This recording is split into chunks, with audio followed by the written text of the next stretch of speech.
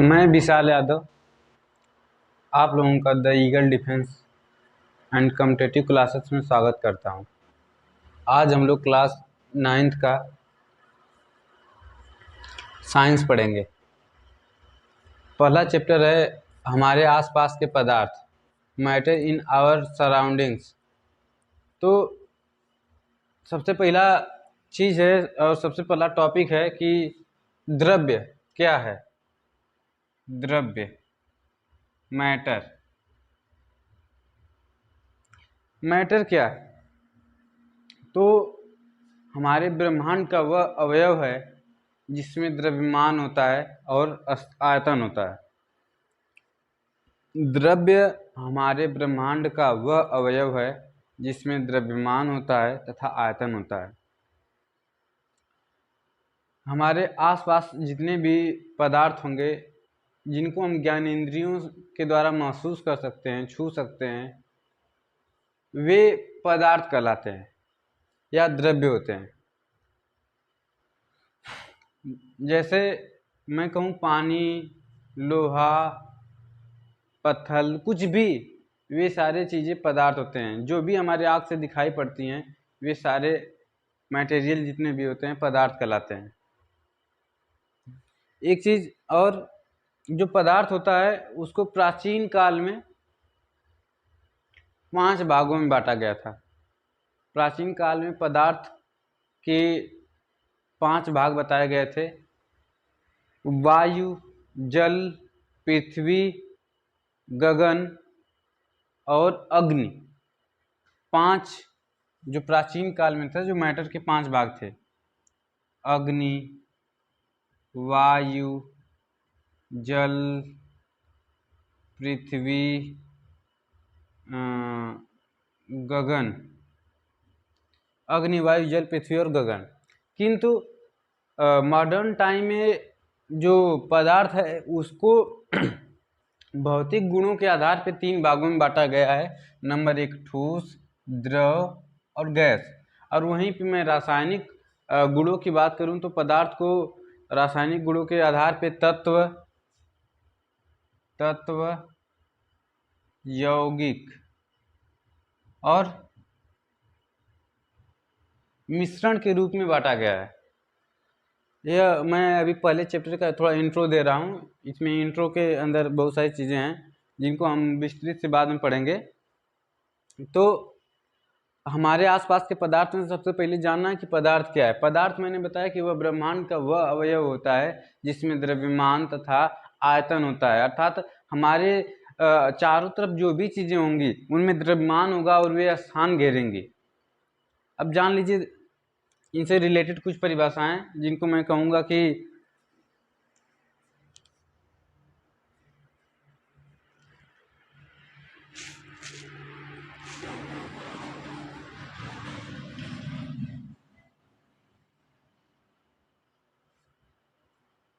अब द्रव्यमान के बारे में लोग पढ़ेंगे।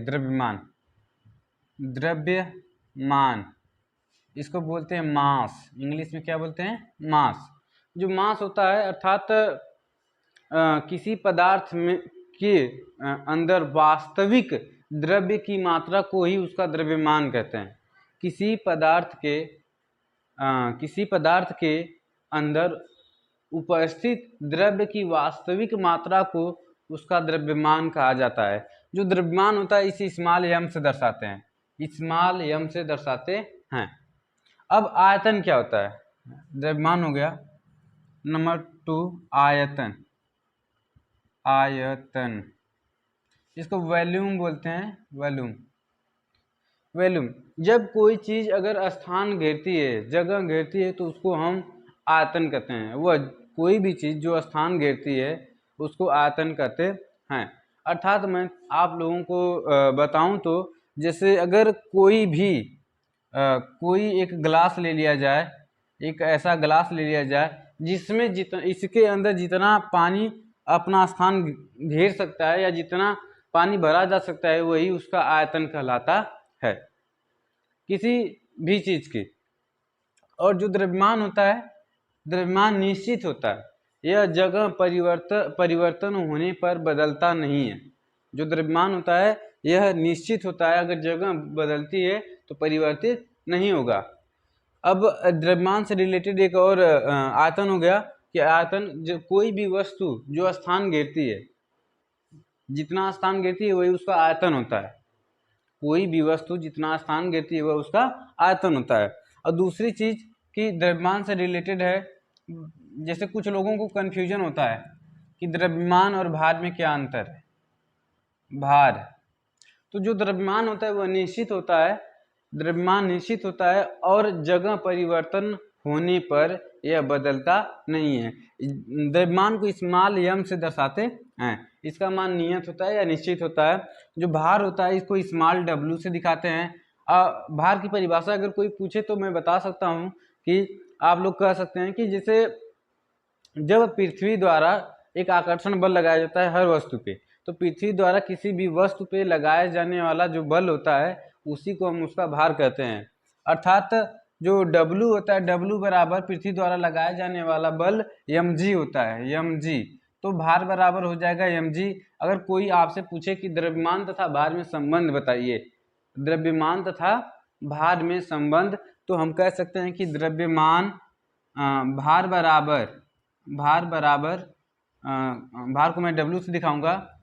भार बराबर द्रव्यमान गुणे गुरुत्वी त्वरण, अर्थात W बराबर m इंटू जी। भार और द्रव्यमान में यही संबंध होता है। जो भार होता है जगह परिवर्तन होने पर बदलता है। अगर मैं कहूं कि कोई वस्तु जिसका द्रव्यमान 60 kg, कितना 60 kg पृथ्वी पर है, अगर कोई वस्तु जिसका द्रव्यमान 60 kg पृथ्वी पर है तो वह चंद्रमा पे 10 kg की हो जाएगी, क्योंकि जो पृथ्वी पे बल होता है, जो पृथ्वी पे गुरुत्वीय त्वरण होता है, चंद्रमा पे 1/6 काम करता है। कितना काम करता है? 6। तो अगर कोई वस्तु जिसका भार 60 किलोग्राम है तो गुरुत्वीय त्वरण का 1/6, अर्थात मैं कहूँगा कि 60 गुणे 1/6 बराबर 10 kg। अगर कोई वस्तु 60 किलो की है तो चंद्रमा पे उसका भार 10 किलो होगा। अगर कोई वस्तु जिसका 600 हो तो चंद्रमा पे वह 60 kg की होगी। 1 मिनट, 100 kg की होगी। कितने kg की होगी? 100 kg की, क्योंकि 600 गुणे 1/6 बराबर 100 kg। यह तो हो गया आपका भार तथा द्रव्यमान में अंतर। अब मैं आप लोगों को एक चीज और बताऊंगा। हाँ, आयतन को भी से दिखाते हैं। आयतन को हम भी से दिखाते हैं। किससे दिखाते हैं? भी से। अब एक और परिभाषा है इन्हीं से रिलेटेड, ऊर्जा। क्या है? ऊर्जा। तो इसको मैं मिटा देता हूं।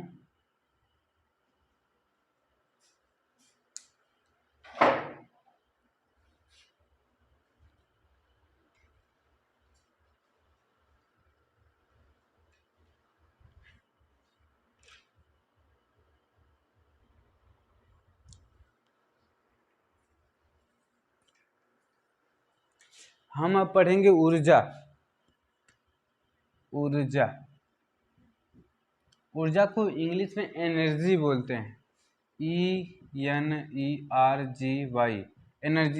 एनर्जी मतलब हमको पता है कि एनर्जी क्या होती है। एनर्जी कहाँ से मिलती है? जब हम कोई चीज़ खाते हैं तो हमको एनर्जी प्राप्त होती है, या किसी भी द्रव्य में एनर्जी मतलब ऊर्जा निहित होती है। तो ऊर्जा होती क्या है? ऊर्जा की अगर एक लाइन में परिभाषा बताऊं तो कार्य करने की क्षमता को ऊर्जा कहते हैं। कार्य करने की क्षमता को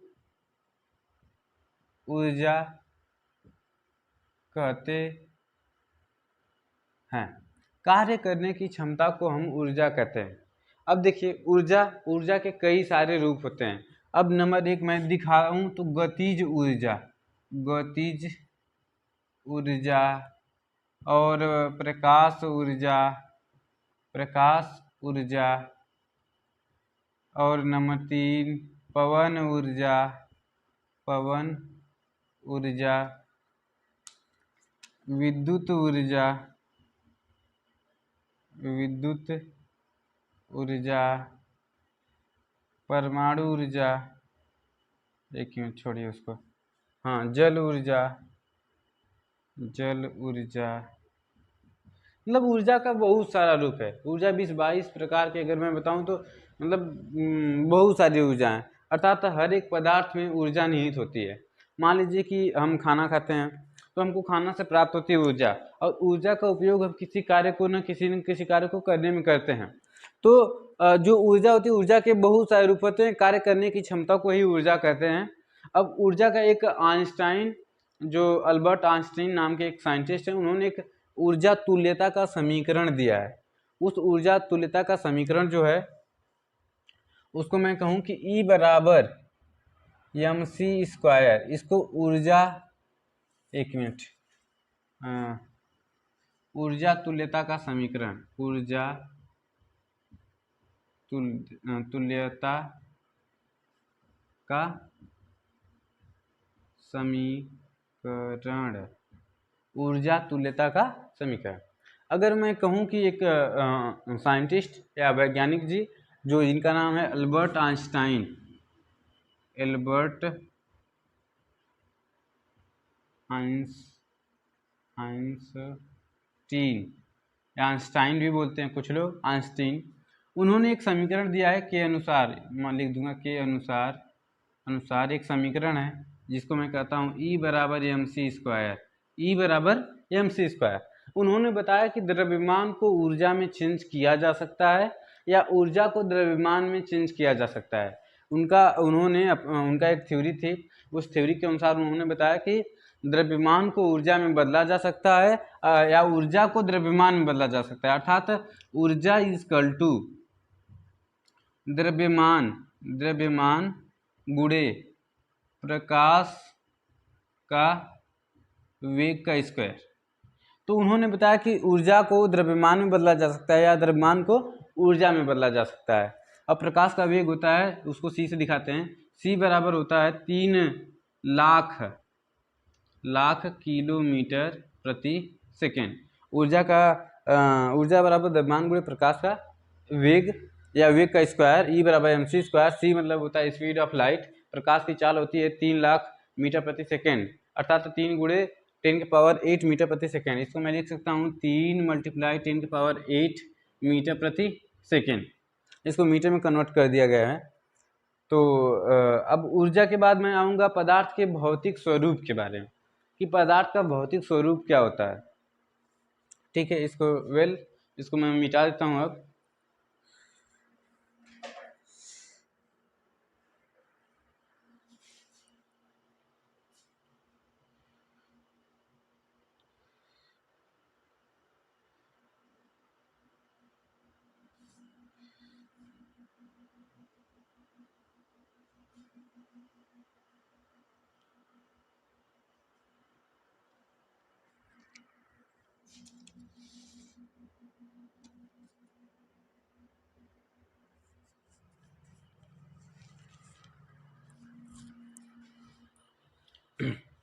अब मैं पदार्थ के भौतिक स्वरूप के बारे में बताऊंगा।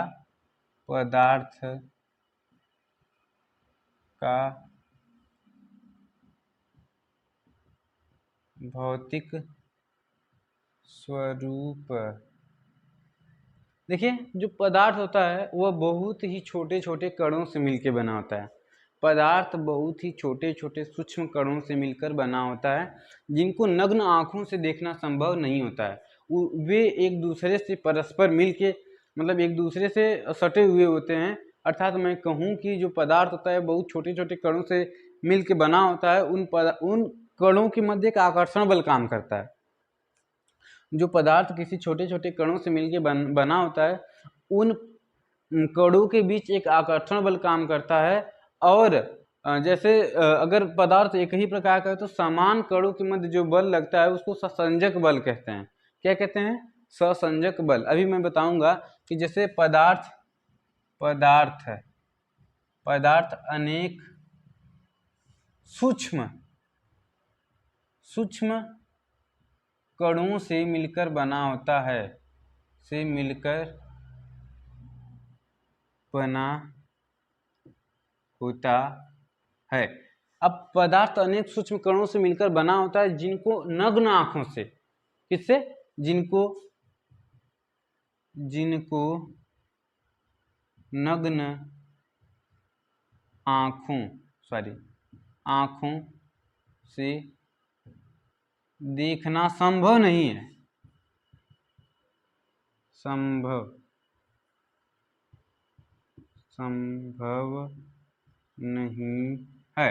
अच्छा, इसके लिए हम माइक्रोस्कोप का यूज करते हैं। देखो, जब पदार्थ अन्य छोटे छोटे सूक्ष्म कणों से जब मिलकर बना होता है तो उनके मध्य जो कण होते हैं, अगर मैं कहूँ कि कोई पदार्थ ऐसे मैंने ले लिया, एक मैटर ले लिया, चाहे द्रव्य है, और जो द्रव्य हो सकता है उसकी मैंने बताया कि भौतिक आधार पे मैं बताऊं तो उसको 3 भागों में बांटते हैं, ठोस, द्रव, गैस। वो कुछ भी हो सकता है। तो जो पदार्थ होता है अगर छोटे छोटे कणों से मिलकर बना होता है, छोटे छोटे कणों से मिलकर बना होता है, तो इन कणों के बीच एक आकर्षण बल काम करता है।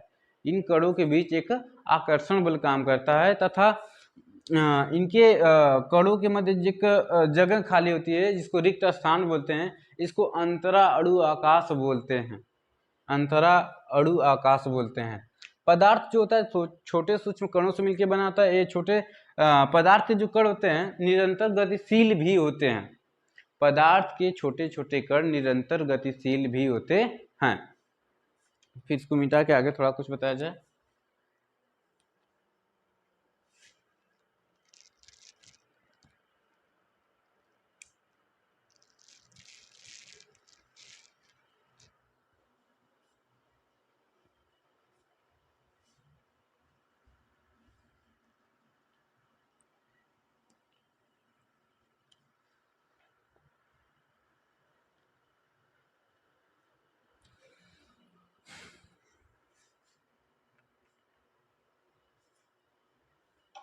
देखिए, जो पदार्थ होता है, पदार्थ के अभिलाक्षणी गुण, पदार्थ के अभिलाक्षणिक